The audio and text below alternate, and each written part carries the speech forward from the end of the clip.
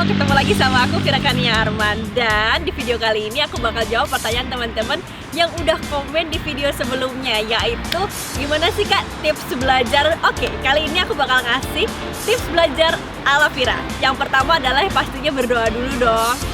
Semoga apa yang kamu pelajarin itu semoga keluar di ujian, ataupun kalaupun nggak keluar di ujian ya menambah informasi dan bermanfaat bagi orang lain.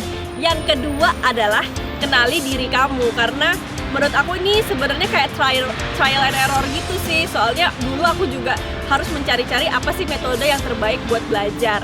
Karena yang aku baca sih sebenarnya orang itu ada dalam 3 macam. Tipe yang pertama adalah kalau kamu itu orangnya visual, dimana kamu belajar itu dengan melihat. Yang kedua adalah kalau kamu tipenya audio, jadi cukup ngedengerin aja walaupun tidur-tidur dikit, tapi ngedengerin dulu kamu bakal bisa menerima informasi yang disampaikan. Atau yang ketiga yaitu dengan kinetis kalau nggak salah, jadi kamu tuh baru bisa nerima informasi dengan baik, terus kamu juga mengerti apa yang dipelajari adalah dengan melakukan gerakan-gerakan atau bergerak ya, intinya gitu. Nah, pertama aku harus sendiri karena aku tuh gampang banget cepat terdistract dengan orang lain, dengan teman-teman. Jadi aku benar-benar harus di-isolate di dalam satu ruangan, baru aku bisa belajar dengan semaksimal mungkin. Jadi intinya adalah untuk tips yang ini kamu harus mencoba mengenali dirimu sendiri, oke? Yang selanjutnya adalah yang ketiga adalah cari waktu yang terbaik untuk belajar. Beberapa orang ada yang makin menyerap informasi itu kalau dia pagi hari atau baru bangun jam 4 subuh misalnya, terus belajar informasi yang dipelajari jadi cepat masuk ke otak. Ada juga orang yang baru bisa belajar setelah jam 11 malam gitu, rasanya kayaknya baru fokus kalau udah selesai semua sama makan, sama nonton dan sebagainya baru bisa fokus belajar. So it depends, orang macam-macam. Kalau aku sendiri sih aku bisa dua-duanya kebetulan, karena kalau untuk belajar sehari-hari sebelum ke kelas, aku biasanya belajarnya malam hari. Tapi kalau buat ujian, aku biasanya pas hari H untuk ngulang lagi di jam subuh itu malah masuk banget ke otak dan ternyata itu yang keluar di ujian. Jadi who knows gitu kan ya, tergantung kamu sendiri sih. Yang selanjutnya adalah yang keempat adalah kemampuan menyerap dalam kelas itu hanya 30%, sedangkan 70%-nya lagi kamu harus bisa ngulang sebelum kelas dan sesudah kelas. Jadi menurut aku jangan belajar sistem kebut semalam, karena itu tidak akan menjamin bahwa kamu akan dapat merangkum semuanya gitu. Jadi please be disiplin lagi, karena kamu harus membagi waktu antara sebelum kelas dan sesudah kelas.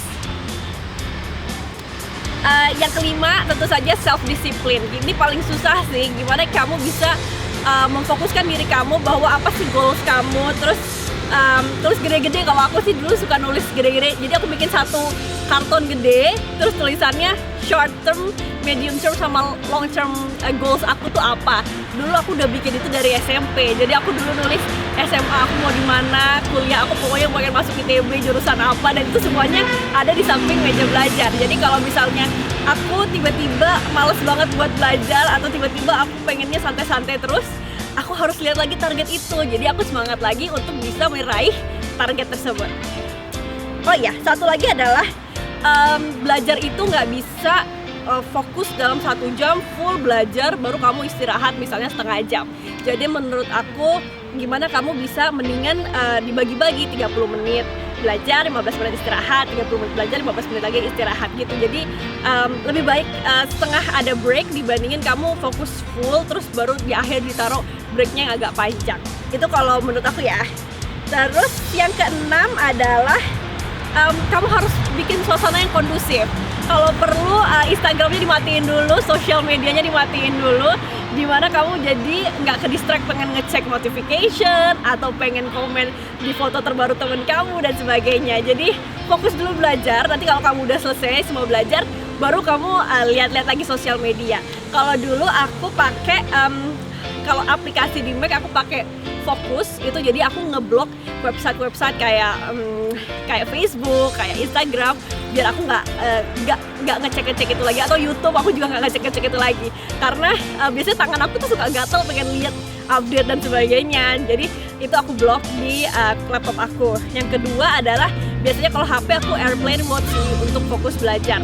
Yang ketiga, misalnya aku dalam belajar tiba-tiba kepengen ada sesuatu yang pengen aku kerjain tapi sebenarnya itu nggak urgent, aku punya satu kertas putih dan aku tulisin misalnya, oh aku mau ngecek bumbu pempek apa ya gitu ya, tiba-tiba mikir gitu, atau oh iya aku nanti abis ini harus ke supermarket belanja apa.